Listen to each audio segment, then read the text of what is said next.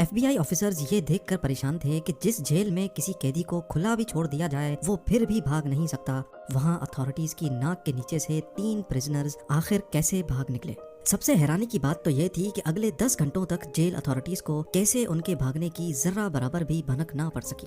ना सिर्फ FBI बल्कि US की 3 टॉप लेवल एजेंसीज भी इस केस को सुलझाने में एड़ी चोटी के जोर लगा चुकी थी। हम बात कर रहे हैं एक ऐसे जेल ब्रेक की जो पिछले 60 सालों से सिर्फ उलझा हुआ ही नहीं बल्कि दुनिया के लिए अब एक मिस्ट्री भी बन चुका है।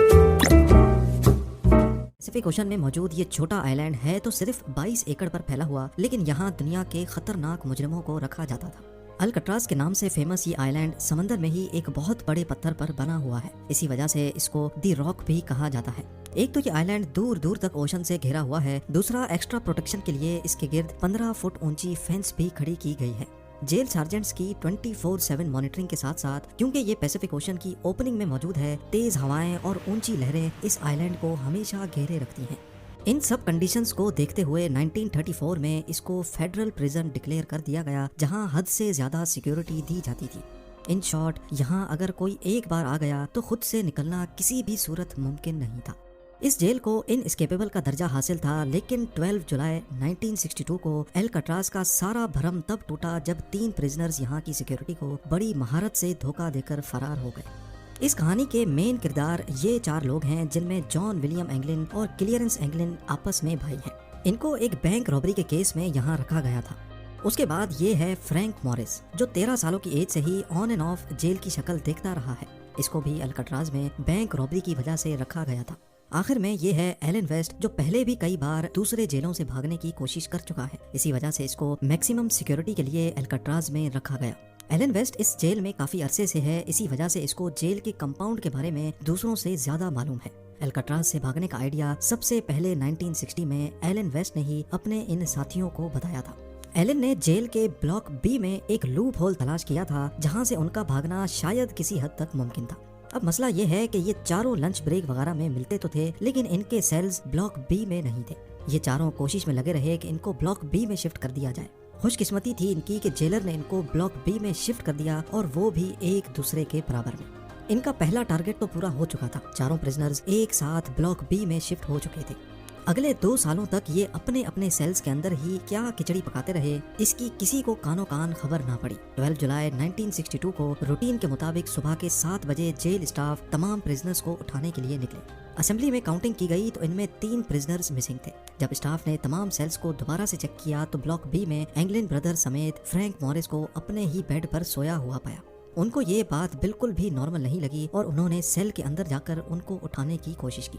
इसी दौरान वो क्या देखते हैं कि तीनों सेल्स के बेड पे सिर्फ डमी हेड्स पड़े हुए थे। जी हाँ, वो तीनों भाग चुके थे और उन्होंने सोप, प्लास्टर और कंक्रीट के मिक्सचर से बना ये डमी हेड रख दिया था। इनमें से एक हाथ लगने की वजह से जमीन पर गिरकर टूट भी गया, जिसको इस फोटो में भी देखा जा सकता है। ये मंजर देखकर पूरे जेल स्टाफ के होश खता हो चुके थे। उन्होंने ये समझकर कि प्रिजनर्स आइलैंड से बाहर तो जा नहीं सकते, पूरे आइलैंड की छानबीन शुरू कर दी, लेकिन कहीं भी उनका नामो निशान ना मिल सका। सबको एक ही चीज सताई जा रही थी कि इतनी हाई सिक्योरिटी में एक भी नहीं 3 प्रिजनर्स भागे तो भागे कैसे। याद रहे कि इन भागने वालों में एलन वेस्ट नहीं था, जिसका असल में ये सारा प्लान था। इन्वेस्टिगेशन टीम बुलवाई गई और FBI को भी रिपोर्ट किया गया। ये देखा गया कि तीनों अपने सेल की दीवार में लगे छोटे वेंट को तोड़कर बाहर निकले हैं। हैरानगी तो तब हुई जब दीवार की परली साइड पर 3 नहीं बल्कि 4 सेल्स के वेंट डैमेज थे। जी हाँ, ये चौथा वेंट एलन वेस्ट के सेल का था, जो किसी वजह से अपने वेंट से बाहर निकलने में नाकाम रहा था। एलन वेस्ट को अब अच्छी तरह मालूम पड़ चुका था कि उसके बचने का कोई चांस नहीं है, लिहाजा उसने इसी बात में अपनी भलाई मानी कि इन्वेस्टिगेटर्स को सारा प्लान बता देना चाहिए। यहीं एलन ने एतराफ किया था कि सारा प्लान असल में उसी का था। उन्होंने ये डमी हेड्स बनाए थे और इसमें लगे बाल उन्होंने जेल के अंदर हेयर कट के दौरान ही चुराए थे। चारों सेल्स की बैक वॉल पे एक छोटा वेंट था, जिसकी साइज 5 बाय 9.5 इंच थी। एलन को इन सेल्स का लूप होल मालूम था, क्योंकि वो जेल की मेंटेनेंस में भी काम कर चुका था। उसको मालूम था कि इसकी दीवारें सिर्फ 6 इंच मोटी हैं और वेंट के सुराख को आसानी से बड़ा किया जा सकता है। 6 महीनों से चारों प्रिजनर्स मौका ढूंढकर इस वेंट के गिर्द सुराख करते थे। वो किचन से चुराए हुए चमचों की मदद से ये काम करते थे, जबकि आखिर में इन्होंने जेल के वैक्यूम क्लीनर की मोटर से एक ड्रिल मशीन भी बनाई थी। वो इस खुदाई को सीक्रेट रखने के लिए इसके आगे अपने म्यूजिकल इंस्ट्रूमेंट या फिर कोई सामान रख देते थे। یہ سارا کام خاص طور پر میوزیکل آر کے دوران کیا جاتا تھا جب جیل بلاک میں کافی شور شرابہ ہوتا ہے۔ وینٹ ایک کوریڈور میں نکلتا تھا جہاں کوئی سیکیورٹی نہیں تھی۔ یہاں سے ایک ڈرین پائپ سیدھا بلاک کی چھت پر جاتا ہے جہاں وہ اکثر مینٹیننس کے لیے کام کرتے تھے۔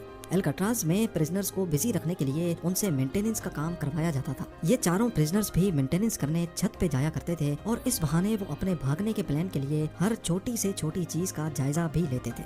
چھت سے وہ ایک اور پائپ کو یوز کر کے نیچے اترے اور پھر آئی لینڈ کی 15 فٹ بڑی فینس کو ٹاپ کر بھاگ نکلے۔ انہوں نے اپنی ساری تیاری پوری کر رکھی تھی، ربڑ رین کوٹس کو جوڑ کر اپنے لیے ایک انفلیٹیبل رافٹ بھی پہلے سے ہی بنا رکھی تھی۔ یہ رین کوٹس جیل ایڈمنسٹریشن کی طرف سے ہی دیے جاتے تھے جو وہ بہانے سے اکٹھے کرتے جا رہے تھے۔ اس کے علاوہ رین کوٹ سے ہی انہوں نے اپنے لیے لائف جیکٹ کی طرح کوئی چیز بھی بنائی تھی جو کہ رافٹ کے کام نہ کرنے پر ان کو پانی میں ڈوبنے سے بچائے گی۔ پر ایف بی آئی کے لیے اصل سوال ابھی تک یہی تھا کہ بھاگنے والے پرزنرز اب کہاں ہیں۔ ان کے چوتھے ساتھی ایلن ویسٹ نے بتایا کہ پلان کے حساب سے ان کو سب سے پہلے الکٹراز کے نارتھ میں اینجل آئی لینڈ سے گزر کر مین لینڈ میں اترنا تھا جہاں سیکیورٹی نہ ہونے کے برابر ہوتی ہے۔ وہاں سے ان کو ایک گاڑی اور کچھ کپڑے چرانے تھے۔ الکٹراز کے گرد سارے مین لینڈز پر چھان بین کی گئی لیکن کہیں سے بھی چوری یا رابری کی کوئی رپورٹ نہیں ملی۔ امپاسبل سیکیورٹی کو چکما دے کر بھاگنے والے پرزنرز کو سمندر نکل گیا یا پھر ایلن ویسٹ کی کہانی بھی ایف بی آئی کو چکما دینے کے لیے بنائی گئی تھی۔ ان تینوں کا کہیں کوئی نام و نشان نہیں مل رہا تھا۔ بلاک بی کی چھت پہ موجود فٹ پرنٹس جہاں یہ ساری چیزیں بنائی گئی تھیں، وہ سیکرٹ ورک شاپ اور جس پائپ پر لٹک کر وہ نیچے اترے تھے اس پر پیروں کے نشان دیکھ کر یہ تو ویریفائی ہو گیا کہ ایلن ویسٹ کی کہانی جھوٹی نہیں ہے۔ اب ایف بی آئی کے ساتھ ساتھ coast guards, bureau of prison اور یو ایس مارشل سروس کو بھی اس کیس میں شامل کر کے سمندر میں پرزنرز کو ڈھونڈنا شروع کر دیا گیا، پر ان کو کہیں بھی نہ پرزنرز ملے اور نہ ہی کوئی رافٹ یا پھر لائف جیکٹ۔ یہ پولیس کیس سے ہٹ کر اب ایک مسٹری کیس بننے جا رہا تھا۔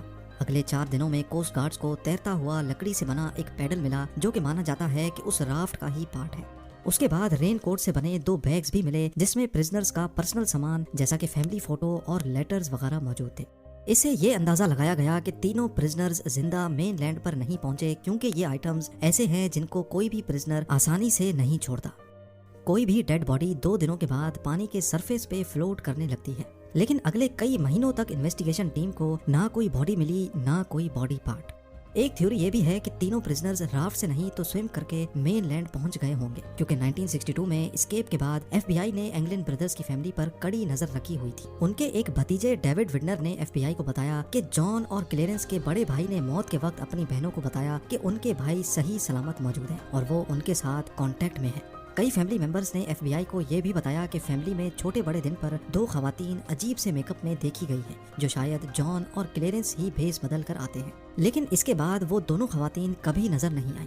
اس کے علاوہ اسکیپ کے 15 سالوں کے بعد اینگلن بردرز کے کزن نے برازیل میں دونوں بھائیوں کو ایک کلب میں دیکھا اور ان کی فوٹو بھی کیپچر کر لی۔